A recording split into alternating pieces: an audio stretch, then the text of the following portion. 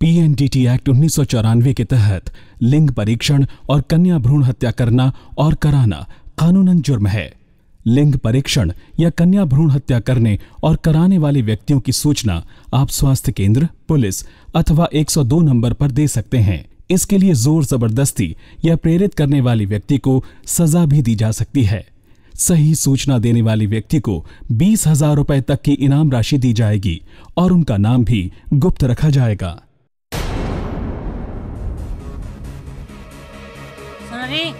तड़का ही तैयार हो लिए 9 साढ़े 9 बजे।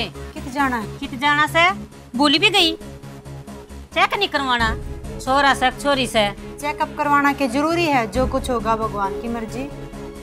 छोरी होगी तय बेटा हो चाहे बेटी, कम है तो गे माँ ही। बात तो तेरी ठीक है पर के आ रही ननंद जे अपनी माँ भी यही सोचती, जो आज आप सोचो हो तो हम तो पैदा ही नहीं होते।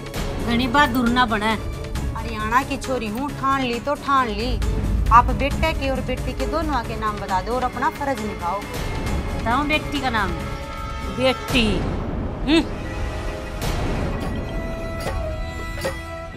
किसा जुलम यो हो रहा, छोरा चाहे हर नर नारी, ढूंढे छोरी नहीं मिलेगी, जय भ्रूण हत्या रही जारी, किसा जुलम यो हो रहा।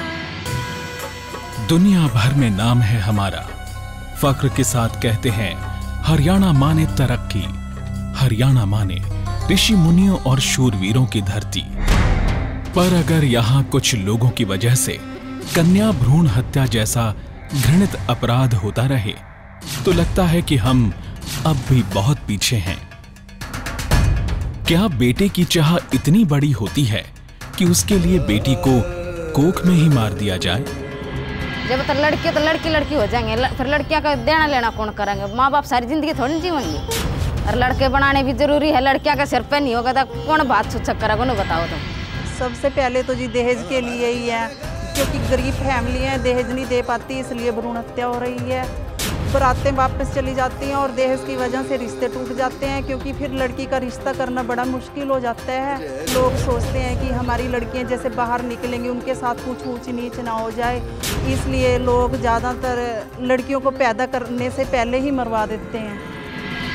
किसी भी कुरीति के लिए हमारी सोच और हमारा सामाजिक आचरण ही जिम्मेदार होता है। यही कन्या भ्रूण हत्या की वजह भी है। पर कोख में ही बेटी की हत्या करने से पहले एक बार ये भी तो सोचें कि उस मां पर इसका क्या असर पड़ता है। लिंग की जांच करवाने के बाद अबॉर्शन करवाया जाता है तो मदर को साइकोलॉजिकली भी और मेडिकली हर तरह से नुकसान होता है। फिर आता है सेकंड मेडिकल पॉइंट। मेडिकली अगर मदर का अबॉर्शन किया जाए तो जो सेकंड ट्राइमेस्टर जिसमें कि लिंग जांच के बाद करवाया जाता है उस टाइम 16 to 20 वीक्स हो चुके होते हैं। तो मदर सेकंड ट्राइमेस्टर में होती है, उस टाइम उसके बॉडी में काफ़ी चेंजेस आ जाते हैं। उस समय अगर अबॉर्शन हो, उसकी जो टेक्निक है वो मुश्किल भी है, उसके अंदर दवाई इंजेक्ट करनी पड़ती है और पूरा डिलीवरी की तरह से उसको दर्दें आती हैं। उसके बाद उसको ब्लड लॉस होता है, मदर में कमज़ोरी आती है, उसको पेन होता है और उसको काफ़ी बॉडी में साइड इफ़ेक्ट्स उसके प्रेगनेंसी की तरह उसको बाद में झेलने पड़ सकते हैं अबॉर्शन कराने के बाद।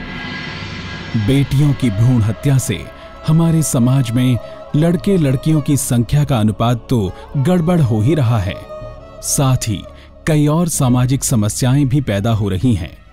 महिलाओं के प्रति अपराध बढ़ रहे हैं और कई इलाकों में बेटों के लिए बहुएं नहीं मिल रही हैं। जो धनाढ्य लोग हैं उनकी तो शादियां हो जाती हैं, लेकिन जो बेचारे गरीब हैं वो उनकी ओवर एज हो गए हैं। कई लड़के शादी 35-40 साल पे पहुंच गई है, लेकिन शादी कहीं नहीं है, ना रिश्तेदारी से बात बनी है। अब वो कोई हिमाचल से या कोई यूपी से उसकी जात नहीं, बरादरी नहीं, लेकिन अपना घर बसाना है वो जैसी कैसी बहू अपने ले आए हैं और अपना घर अब चल रहा है, ठीक है, उनका घर बस गया है, शादी हो गई है, लेकिन एक सामाजिक जो ताना बाना है उसमें कहीं ना कहीं उनमें वो जो सामंजस्य है वो काफ़ी मुश्किल से बैठेगा तो है ही, लेकिन दिक्कत आ रही है। मैं रहने वाली दूसरी जगह से हैं, कलकत्ता से हैं। लड़कियाँ बहुत कम है यहाँ पे। नेपाल है, यहाँ लड़की का कमी है। मैं हिमाचल की हूँ जी, मेरी शादी 4 साल पहले हुई गई जी। यहाँ लड़कियों की कमी, जब भी तो दूर तक शादी करते जी। मेरी शादी भी इसीलिए हुई जी।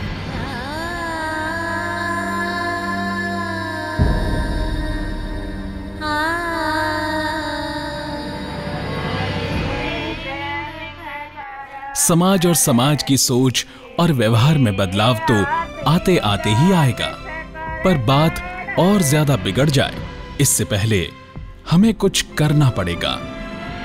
वो मदर वही बताती है कि मैं इस प्रेशर में रही, आपका फादर अगर ऐसे करता था, मैं नहीं बोलती थी, मैं स्टैंड नहीं लेती थी, तो मेरा घर बसा रहा। ये एक कॉन्सेप्ट है जो दिया जाता है। वो कॉन्सेप्ट जब तक वो लड़कियों से बाहर नहीं आएंगी, सेल्फ डिसीजन नहीं लेंगे, they can not come. So self-reliant, self-decisive, good counseling and awareness. जो औरत खुद प्रेग्नेंट हो रही है उसको आगे होकर ये कदम उठाना होगा कि ना तो मैं ये टेस्ट करवाऊंगी और ना ही मैं इसकी हत्या करवाऊंगी। अगर आपको आपके इन लॉज या आपका हस्बैंड आपको ये काम करने में फोर्स कर रहा है तो आप उसके अगेंस्ट जा सकें। ये ज़रूरी नहीं है कि जो वो कहते हैं वो आप करें। आपकी भी एक अंदर मन की आवाज़ होती होगी जो आपको कहती होगी कहीं ना कहीं कि ये चीज़ गलत है, ये मुझे नहीं करनी चाहिए, तो आप उस आवाज़ को पहचानो। अगर कोई डॉक्टर सेक्स डिटेक्शन टेस्ट करता है या उसके बारे में सूचना देता है, बताता है, किसी भी फॉर्म में बताता हो, जरूरी नहीं कि लिखित बताए, उसके लिए 3 साल का सजा का प्रावधान है और 10,000 रुपये फाइन का प्रावधान है। दूसरी बार अगर ये ऑफेंस उस डॉक्टर को या उस आदमी से किया जा पाता है तो उसमें 5 साल का सजा है और 50,000 रुपये फाइन का प्रावधान है। इसके साथ साथ जिस डॉक्टर के खिलाफ कोर्ट में केस चल रहा है इस बारे में, उसके ऊपर अगर कोर्ट चार्जेस फ्रेम कर देती है तो उस डॉक्टर का डॉक्टरी करने का प्रमाण पत्र उस राज्य की मेडिकल काउंसिल सस्पेंड कर सकती है। अगर उस केस में इस डॉक्टर को कन्विक्शन हो जाती है तो पहले 5 साल के लिए, उसके बाद दोबारा सजा होने पर परमानेंटली रजिस्टर से नाम रिमूव किया जा सकता है। अक्सर पुरुष प्रधान समाज में औरतों के लिए खुद फैसला लेना मुश्किल होता है, पर ऐसी कई औरतें हैं जो कन्या भ्रूण हत्या को रोकने की कोशिशों में जुटी हुई हैं। लोगों की सोच बदल रही है और ये एक अच्छा शगुन है। यहाँ मेरी बहू आ जी, 2 मेरी पोतियाँ जी, एक पहली पोती थी जी मेरी, एक आबो ही। लोगों ने बहुत कहा मरते, टेस्ट मैंने कोई करवाया नहीं। मेरे पास एक लड़की पहले ही थी तो मैंने जब भी कोई वो नहीं था, लोग उस टाइम भी बोलते रहे मेरे को अल्ट्रासाउंड करवाओ, उस टाइम भी मैंने नहीं करवाया। तो अब ये दूसरी लड़की है जी मेरे पास, तो मैंने अभी आप बहुतों ने कहा तो मैंने नहीं करवाया। हमारे 2 लड़कियां, हम इनमें बहुत खुश हैं, पढ़ेंगी लिखेंगी, हमारा नाम रोशन करेंगे। अगर कोई बच्चा होएगा ना हम उसको टेस्ट करवाएंगे, नहीं कराएंगे। सोच बदलती है तो दुनिया बदलती है। बदलती सोच और सरकारी कोशिशों का ही परिणाम है कि आज हरियाणा के कई जिलों में लड़का लड़की के अनुपात में सुधार आ रहा है। जो हमारा हरियाणा स्टेट था वो सबसे नीचे था सेक्स रेशो में, और उस हरियाणा में भी डिस्ट्रिक्ट कुरुक्षेत्र का नंबर सबसे नीचे था जो कि 20वां नंबर था। हरियाणा की सेक्स रेशो कम होने के कारण हरियाणा सरकार ने बहुत कदम उठाए।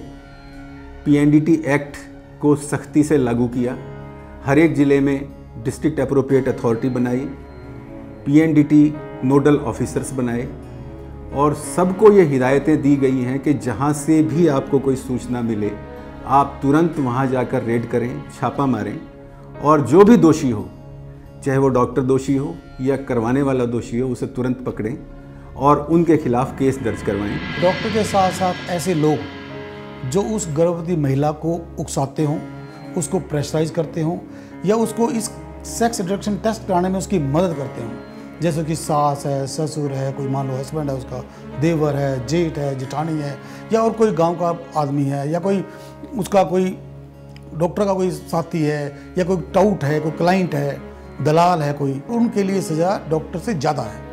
डॉक्टर को 3 साल का सज़ा और 10,000 फाइन है। ऐसे व्यक्तियों को जो उन मरीजों को उकसाते हैं उनके लिए 3 साल की सज़ा और फाइन 50,000 रुपये है।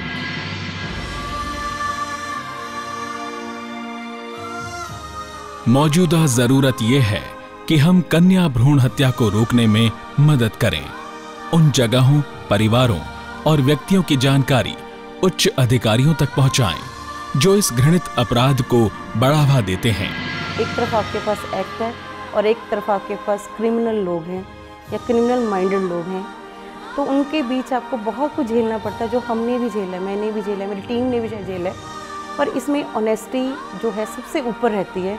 इफ़ यू आर ऑनेस्ट तो ये रिजल्ट सामने आएंगे जो कि अम्बाला में आए हैं। जैसा कि 2011 में हमारी रेशो 795 थी, तो हमने इसको रेड्स करके एक्ट को अच्छे से लागू करके हमने इस रेशो को 819 कर दी है, और अब जो 1 क्वार्टर की रिपोर्ट है उसमें ये रेशो और भी बढ़ गई है। इन चेहरों को पहचानते हैं आप? ये बेटियां हैं हरियाणा की। इनके माँ बाप को अपनी बेटियों पर नाज है। खानदान, बिरादरी, समाज, जिले, राज्य और देश का नाम आपकी अपनी बेटी भी रोशन कर सकती है। उसे सही तरीके से पाल पोस कर तो देखिए, उसे जीने तो दीजिए। आजकल सरकार भी लड़कियों के लिए बहुत सुविधा दे रही है जी। पढ़ने में भी बच्चों को जी, लड़कियों के लिए बहुत पैसे इनको मिलते हैं, विवाह के टाइम में मिलते हैं। बात सिर्फ इतनी सी है कि बेटियां बोझ नहीं होती और बेटे वंश नहीं चला सकते, वंश बेटियां चलाती हैं। ये एक औरत को ही शक्ति है कि वो एक बच्चे को जन्म दे सकती है। आदमी को ये शक्ति भगवान ने नहीं दी है। आज भी जब कभी मैं सोचती हूँ कि मैं डॉक्टर हूँ तो मुझे सबसे पहले अपनी माँ की याद आती है। अगर उन्होंने उस वक्त ये सोचा होता कि ये लड़की है या टेस्ट करवाया होता तो मैं आज इस जीवन में नहीं होती और ना ही डॉक्टर बन पाती।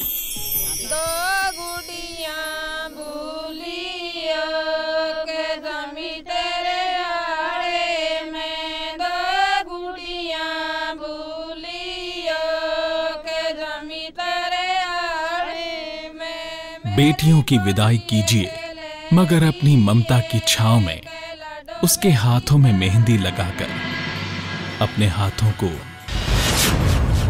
खून में डुबोकर नहीं,